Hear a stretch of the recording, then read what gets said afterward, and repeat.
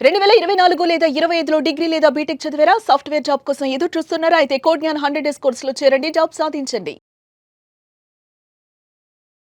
Age అనేది మన లైఫ్‌లో చాలా ఇంపార్టెంట్ అని అవును. చెప్తారు. ఏ టైంకి అది కనుక కాకపోతే ఆ ఆపర్చునిటీని మనం మిస్ అయిపోతాము అన్న ఫీలింగ్‌లో చాలామంది కూడా ఇన్ టైమ్‌లో చేయాలి అని చూస్తూ ఉంటారు.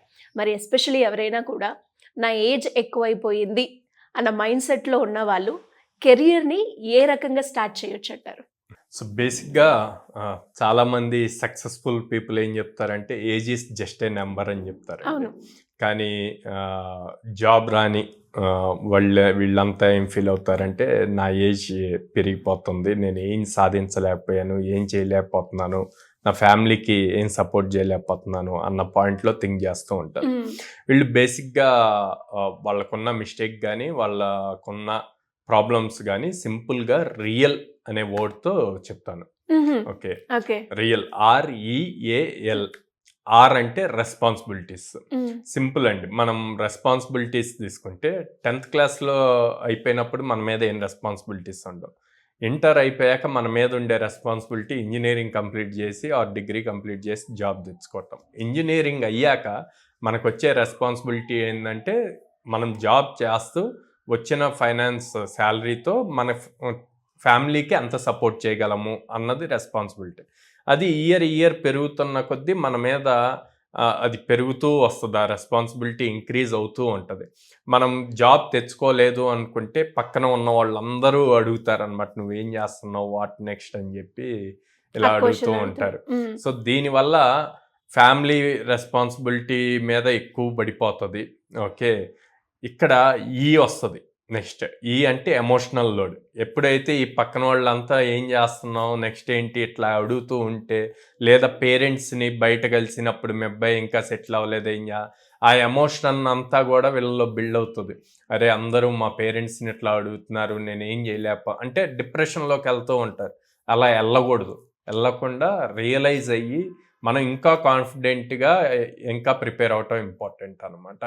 ఇక్కడ అందరూ ఆ ఏజ్ నెంబర్ అన్నది చూసుకొని ఏజ్ పెరుగుతుంది కదా, నాకు ఇంకా ఆపర్చునిటీ రాదు అన్న దాంట్లోకి వెళ్తారు. కానీ ఎన్ని ఆపర్చునిటీస్ ఉన్నాయి, మనం అసలు ఎలా ట్రై చేయొచ్చు అన్న రీసెర్చ్ చేయరు అనమాట.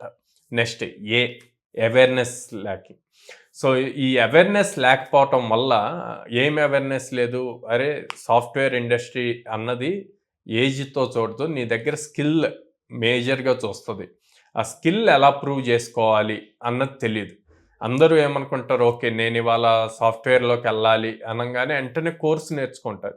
కోర్స్ నేర్చుకొని అప్లై చేయటం స్టార్ట్ చేస్తారు.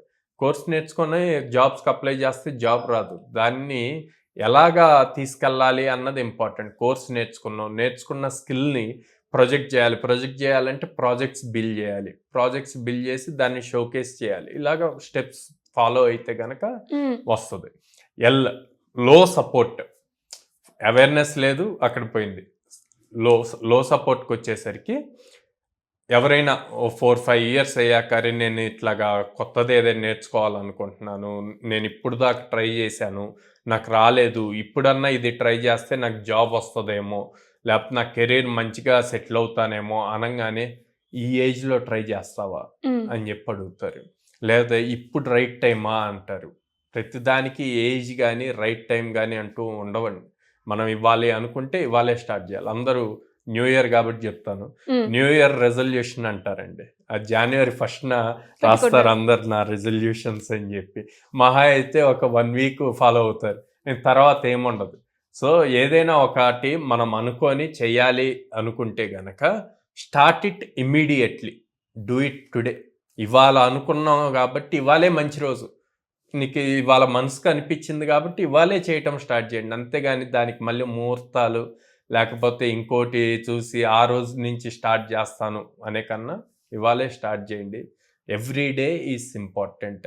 ప్రతి మినిట్ ఇంపార్టెంట్. జరిగిపోయిన టైంని తేలేము, దానివల్ల ఇంపాక్ట్ అవుతుంది. సో అందుకని ఏజ్ నాకు పెద్దది అన్నది చూడొద్దు, స్కిల్ సెట్ ఎంత ఇంపార్టెంట్ అన్నది ఇంపార్టెంట్. అది చూసుకుంటే గనక ఖచ్చితంగా software industry or not only software industry ఎందులో అయినా జాబ్ తెచ్చుకోవటానికి పాసిబిలిటీ ఉంటుంది. సార్ మీరు అన్నట్టుగానే స్కిల్ అనేది చాలా important. Age is just number అన్నారు కాబట్టి స్కిల్కి సంబంధించి అలాంటి ట్రైనింగ్ ప్రోగ్రామ్స్ కోడ్జ్ఞాన్లో ఏమేమి ఉన్నాయి సార్? సో మన దగ్గర వేరియస్ ప్రోగ్రామ్స్ ఉన్నాయండి. Like software development side Java full stock, Python full stock ఉంది, డేటా అనలిటిక్స్ ఉంది. డేటా అనలిటిక్స్ అయితే ఐటీ వాళ్ళు తీసుకోవచ్చు, నాన్ ఐటీ వాళ్ళు తీసుకోవచ్చు, కోడింగ్ రాదు అనుకుంటున్న వాళ్ళు. అట్ ద సేమ్ టైమ్ ఇప్పుడు కొత్తగా కోర్సెస్ ఇంప్లిమెంట్ చేస్తున్నాం, యూఐ యూఎక్స్ నాన్ ఐటీ వాళ్ళ కోసం. సాఫ్ట్వేర్ లోనే ఉండాలి, కోడింగ్ చేయకూడదు అన్న వాళ్ళ కోసం యూఐ యూఎక్స్ కోర్స్ తీసుకొస్తున్నాం, డిజిటల్ మార్కెటింగ్ కోర్స్ తీసుకొస్తున్నాం. సో ఇట్లా మల్టిపుల్ కోర్సెస్ వస్తున్నాయి. అండ్ అలాగే సార్, అంటే మీరు అన్నట్టుగానే ఏజ్ ఒక నెంబర్ అన్నారు కాబట్టి చాలా మందికి కెరియర్ గ్యాప్ అనేది వస్తూ ఉంటుంది, అది రీజన్ ఏదైనా అయి ఉండదు. సో అలాంటి వాళ్ళకి కోడ్జ్ఞాన్ నుంచి ఏమైనా ఫెసిలిటీ ఉందా సార్? ఎస్ అండి, కెరీర్ గ్యాప్ వచ్చిన వాళ్ళకి కూడా మన దగ్గర ఏం సపోర్ట్ చేస్తాము అంటే టెక్నికల్ గా వాళ్ళని అప్ స్కిల్ చేయగలుగుతాము. అప్ స్కిల్ చేసిన వాళ్ళు ప్రాపర్ ప్రాజెక్ట్స్ బిల్డ్ చేసి వాళ్ళు అంటే they take some time. Fresher అనుకోండి ఇమీడియట్ 3-4 months లో అవుద్ది. కెరీర్ గ్యాప్ వచ్చిన వాళ్ళకి ఎక్కువ ప్రాజెక్ట్స్ చేయాలి, it takes up to 1 year వరకు టైం పడుతుంది. సో ఈ టైంలో వాళ్ళు అంతే ఫోకస్డ్ గా ఉండి రోజు వస్తూ నేర్చుకుంటూ ప్రాజెక్ట్స్ ఆన్ టైం బిల్డ్ చేస్తూ ఉంటే గనక కోడ్జ్ఞాన్ ఎప్పుడూ సపోర్ట్ చేస్తుంది. వాళ్ళకి జాబ్ ఆపర్చునిటీస్ కూడా ఉంటుంది కెరియర్ గ్యాప్ వచ్చిన వాళ్ళకి కూడా.